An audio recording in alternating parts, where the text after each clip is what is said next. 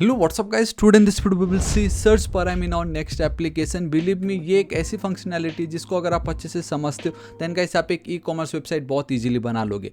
क्योंकि आप देख सकते हो यहाँ पे पूरा जितना भी ई कॉमर्स में क्या होता है, फिल्टरिंग होती है, सॉर्टिंग होती है, पेजिनेशन हो सकता है, सर्च हो सकता है, डायनेमिक डील्स अगर देना हो तो ये सब के सब आप एक सर्च पैराम से कर सकते हो।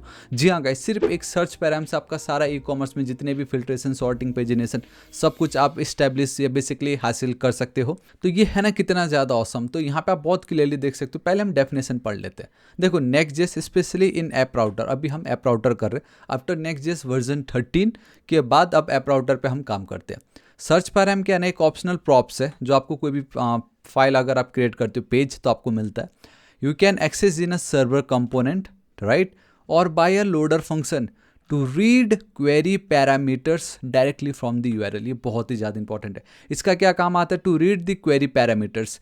यूआरएल में जितने भी क्वेरी पैरामीटर्स होते हैं उसको हम बहुत इजीली रीड कर सकते हैं with the help of search params. ठीक है, it extremely useful for building a features like filtering, saltering and saltering बोल दिया मैंने, sorting and then paginations, all of which are essential in e commerce website. हम सबको मालूम है। यहाँ पे आप देख सकते हैं, एक और बार पढ़ लो ध्यान से। It refers to the query string parameters in the URL. I hope जब भी अगर आपने जावास्क्रिप्ट पढ़ा होगा तो वहाँ पे आपने क्वेरी स्ट्रिंग जरूर पढ़ी होगी, पैरामीटर्स पढ़ा होगा। क्वेरी स्ट्रिंग मतलब कोई भी आपका यूआरएल में क्वेश्चन मार्क के बाद का जितना भी आपका डेटा आता है ना, वो आपके क्वेरी स्ट्रिंग कहलाते हैं। एंड यहाँ पे आप बहुत क्लियरली देख सकते हो, ये देख लीजिए, this is your query string after this question mark. आप देख सकते हो यहाँ पे कैटेगरी का डेटा फाइंड आउट कर सकते हो। आप ये सॉर्ट यहाँ पे देख सकते हो, उसका डेटा बहुत इजीली गेट कर सकते हो। पेज आप देख सकते हो, पेजिनेशन में काम आता है। तो ये आफ्टर क्वेश्चन मार्क, ये सारे के सारे जितने भी आपके ये फील्ड्स है, इनका डेटा बहुत इजीली गेट कर सकते हैं। एंड ये बहुत इंपॉर्टेंट है। एंड यहाँ पे आप इमेज भी देख सकते हो, तो उससे कम जूम कर देता हूँ, या ओवर हियर। ये देखो, अगर फिल्टर करना हो तो कैटेगरी काम आ जाएगा वहाँ पे, है ना। देखो, प्रोडक्ट्स कॉलन कैटेगरी में शूज़ ब्रांड नाइकी। तो हम इस तरीके से कैटेगरी और ब्रांड के नेम के बेस पे हम फिल्टर कर सकते हैं प्रोडक्ट को। एंड कैसे पता चलेगा यूजर ने क्या सिलेक्ट किया है? देखो, इस तरीके से पता चल जाएगा। देन सॉर्टिंग अगर आपको करना हो तो products sort equal to price ascending, इस तरीके से। तो so result sorted by price, popularity, rating. याद है अगर आप कोई भी e commerce website, so guys यहाँ पे आप देख सकते हो सॉर्टिंग, देख पा रहे हो? ये देखो क्या कैसे सॉर्ट करना है, like high, low to high, high to low, customer का review, newest arrival, best sale. तो ये सॉर्टिंग है ना यहाँ पे, राइट। तो वो आपको यहाँ पे मिल जा रहा है।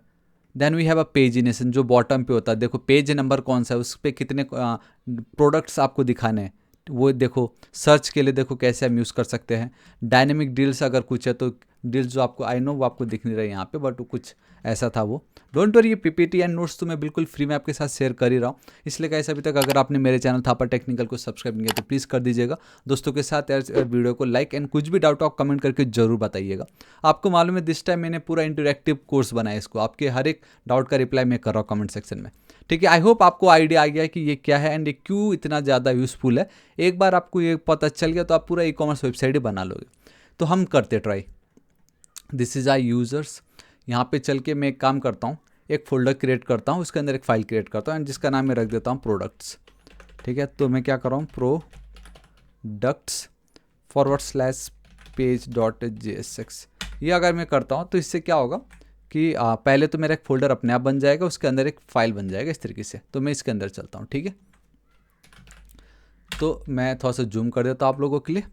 एंड यहाँ पे इसका नाम मैं रख देता हूँ प्रोडक्ट्स करके, ठीक है, या प्रोडक्ट, ठीक है, प्रोडक्ट्स चलेगा।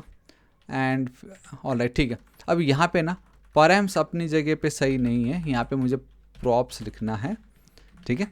अब मैं यहाँ पे चलता हूँ। And by the way, by default हमने पढ़ा है कि ये आपका एक सर्वर कंपोनेंट है, so that's why we have this async over here. And search param को अब हम कैसे यूज़ करते हैं मैं आपको बताता हूँ। पहले तो एक रिटर्न h1 कर देता हूँ मैं यहाँ पे, सर्च पैराम्स करके, ठीक है। एंड मैं यहाँ पे चलता हूँ, let's go with console.log and props dot search. देखो, बाय डिफ़ॉल्ट ना प्रॉप्स के अंदर एज ए ऑप्शनल हमें वो मिलता है, तो इट्स अ सर्च पैराम्स, ठीक है। एंड तो यहाँ पे आप देख सकते हो सर्च पैराम्स कैसे ऑप्शनल्स में आपको मिलता है। तो बेसिकली सारे ना प्रॉप्स के अंदर काम करते हैं। बाय द वे, आप चाहो तो डायरेक्टली डिस्ट्रक्चर भी कर सकते हो। यहाँ पे आप देख रहे हो इन्होंने डायरेक्टली डिस्ट्रक्चर कर दिया, वो भी मैं आपको करके बताऊँगा। तो आप देख सकते हो कि गाइस मैं ना प्रोजेक्ट को रन करके आपको दिखाता हूँ। मैं फिलहाल इस पेज पे जाना चाहूँगा, ठीक है, प्रोडक्ट्स वाले। So it's a local host 3000, perfect. So console भी कर देता हूँ। हालांकि वहाँ पे जो भी कंसोल आप कर रहे हो ना सर्वर में, वो कभी आपको ब्राउज़र में दिखता नहीं है, बट गाइस अभी इतना औसम उन्होंने कर दिया कि बता रहा है कि भाई ये जो भी कंसोल आपको दिख रहा है वो सर्वर का है, ठीक है। मैं क्या कहना चाह रहा हूँ आपको बताता हूँ। फिलहाल अगर अभी मैं प्रोडक्ट्स चलता हूँ, ठीक है, तो आप देखना गाइस क्या होता है। यहाँ पे मैं प्रोडक्ट्स पे चल रहा हूँ and the default, oh I am really sorry, actually क्या होता है ना कि आपको जब आप सब कंपोनेंट करो तो आपको डिफ़ॉल्ट एक्सपोर्ट करना पड़ता है उसको। तो एक्सपोर्ट डिफ़ॉल्ट, तभी इनको पता चलेगा कि किस पेज की बात हो रही है, ठीक है। ये तो मैंने कर दी, इसको हटाता हूँ, इसको रिफ्रेश करता हूँ। सी या दिस इज इट। तो अब आप बहुत क्लियरली देख सकते हो कि आपको एक प्रॉमिस मिल रहा है। लाइक मैं चाहता हूँ कंसोल करना सर्च पैराम्स को, लेकिन मुझे बता रहा है कि भाई प्रॉमिस को पहले आप हैंडल करो, it's in a pending state. तो हम क्या करेंगे, देखो ये एसिंग तो है ही, कोई बड़ी बात, एक काम करते हैं ना, अब जब हमने इतनी मेहनत कर ही लिया है, इसका जो भी आउटपुट होगा सर्च परैम इक्वल टू इस तरीके से डाल देते हैं, ठीक है। एंड ये जो कंसोल डॉट लॉग ये जो सर्च परैम है, परैम, इस पर मैं डालना चाहूँगा, ठीक है। लेट्स चेक इट आउट क्या होता है। इसको रिफ्रेश करता हूँ एक बार, तो नाउ अब आप बहुत क्लियर देख सकते हो जो आउटपुट मुझे आ रहा है वो एक एम्प्टी ऑब्जेक्ट है। It's an empty object, right. तो ये एम्प्टी ऑब्जेक्ट क्यों है? ये एम्प्टी ऑब्जेक्ट इसलिए क्योंकि अभी फिलहाल अगर आप अपना यूआरएल देखोगे, इस यूआरएल में कहीं पे भी आपको क्वेरी स्ट्रिंग नहीं दिखाई दे रही है। अगर क्वेरी स्ट्रिंग नहीं दिखाई देगा तो वो एम्प्टी ही रहने वाला है। तो आप क्वेरी स्ट्रिंग कैसे बनाते हैं? आपको एक क्वेश्चन मार्क देना है एंड देन आपका की वैल्यू एंड देन n% से फिर सेपरेट की वैल्यू, फिर m% से सेपरेट, ठीक है। वो मैं कर देता हूँ। जैसे कैटेगरी है, कैटेगरी इक्वल टू मैं कर देता हूँ, जैसे मैं शू कर देता हूँ, शू नहीं, चलो मैं लैपटॉप्स के ब्रांड कर देता हूँ, m% में दे रहा हूँ। एक काम करता हूँ, खाली पहले एक ही देता हूँ। ओ माय गॉड, मैंने एक मिस्टेक पता क्या की गाइस, मैं यहाँ पे याद है हमने इससे पहले एक डायनेमिक राउट सेगमेंट के अंदर हमने पढ़ा था पैराम्स। इसको ऐसा लग रहा है कि ये मैं डायनेमिक राउट सेगमेंट यूज़ कर रहा हूँ, डायनेमिक राउट बना रहा हूँ, but it's a search params ना। तो आपको ना यहाँ पे ये कॉलन नहीं देना था, आई मीन फॉरवर्ड स्लैश नहीं देना, आपको क्वेश्चन मार्क देना एंड बूम गाइस, सी ये देखिए कैसा लगा आपको। अब आपके लिए कितना ज़्यादा इजी हो गया ना कि अब आपका obviously you have an API, right. आपके पास एपीआई होगा, उस एपीआई में आपके पास कैटेगरी करके एक फील्ड होगी, प्रॉपर्टी होगी। तो उस एपीआई में आप फिल्टर कर दो कि ऐसे कैटेगरी जिनकी वैल्यू लैपटॉप हो, सिर्फ वही मुझे एज ए रिजल्ट में दिखाना है। सॉर्टिंग हो गया है, आपका फिल्ट्रेशन हो गया ना।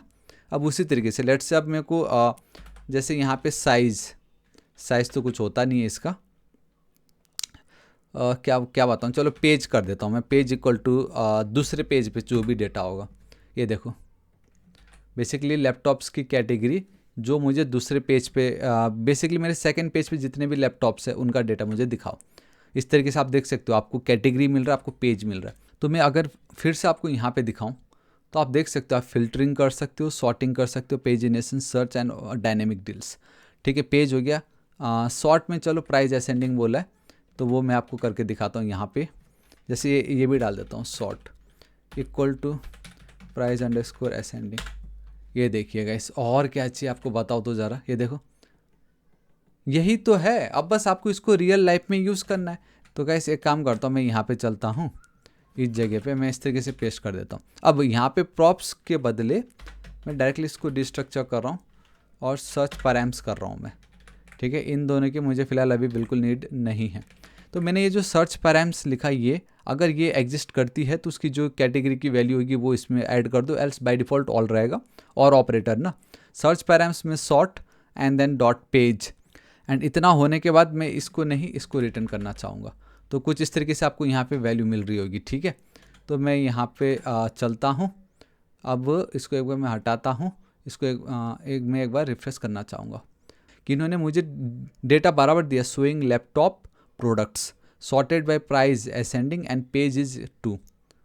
सो गाइस ये है ना कितना ज़्यादा ऑसम। अब यहाँ पे जो बोल रहे हैं वो ये बोल रहे हैं कि route product use search param dot page, ये जो सर्च पैराम है ना should be awaited before using its properties. अब देखो पहले ऐसा था ना, यहाँ पे भी आप बहुत क्लियरली देख सकते हो इन्होंने क्या बोला है गाइस। यहाँ पे आप बहुत क्लियरली देख सकते, देखो since this search params props is a promise, you must use async await और रिएक्ट का use in version 14 and earlier was a synchronous prop. 14 या उससे पहले ना वो एक सिंक्रोनस था, राइट तो इसलिए अभी जो मैंने लिखा वो पहले काम करता, बट अभी अब आफ्टर लाइक 15 वो काम नहीं कर रहा है। To help with backward compatibility you still use its asynchronously next 15, but वो बोल रहा है कि ये बिहेवियर जो डेप्रिकेट हो जाएगा इन फ्यूचर।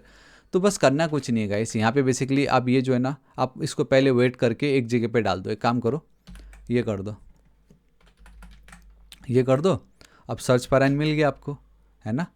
तो ये जो पार्ट है इसको हटा के ये कर दो ना।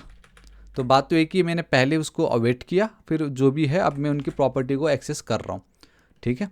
अब अगर मैं इंस्पेक्ट करता हूँ, रिफ्रेश करता हूँ कंसोल पे एक और बार आप लोगों के सामने, and boom guys this is it. तो चीज़ों को समझना ज़रूरी है। मतलब अभी भी बहुत सभी लोग नेक्स्ट जेस की 13 पॉइंट समथिंग वाला वर्जन यूज़ कर रहे हैं, बट आप देख सकते हो वो 13 और 14, 13 छोड़ो, इवन 14 और 15 में ही एक डिफरेंस हमें पता चल गया कि सर्च पैराम्स अब मैं उस तरीके से लिख ही नहीं सकता।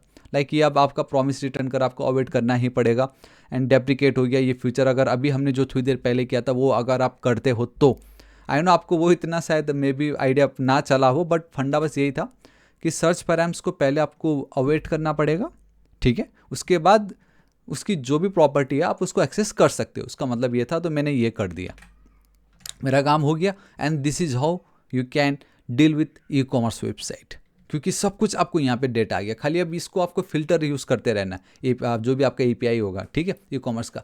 या गाइस दिस इज इट, आज इस वीडियो के लिए इतने। बिलीव मी गाइस ये सर्च पैराम बहुत इंपॉर्टेंट है, एंड कल की वीडियो में मैं अब आपको बताऊंगा what is use search params. And हाँ, मुझे जस्ट याद आया, मैं फिर से कैच ऑल राउट भूल गया, डॉट डॉट डॉट, बट वो कल के वीडियो में मैं कर दूंगा, आप बिल्कुल चिंता मत कीजिएगा। बट आज का वीडियो बहुत ही ज़्यादा इंपॉर्टेंट था। सो गाइस नीचे कमेंट करके बताना आपको कैसा लगा, कुछ भी डाउट हो, ठीक है, प्लीज़ कमेंट कीजिए, मैं आपकी ज़रूर हेल्प करूंगा। आपको मालूम है मैं रिप्लाई हर एक कमेंट का कर ही रहा हूँ। एंड वीडियो को प्लीज़ लाइक कर दीजिएगा, दोस्तों के साथ भर भर के शेयर। और next target is 8 lakh subscriber, अभी तक सब्सक्राइब नहीं किया तो प्लीज़ कर दीजिएगा। मिलता हूँ मैं आपको नेक्स्ट वीडियो में। Till then guys, thank you so much, take care.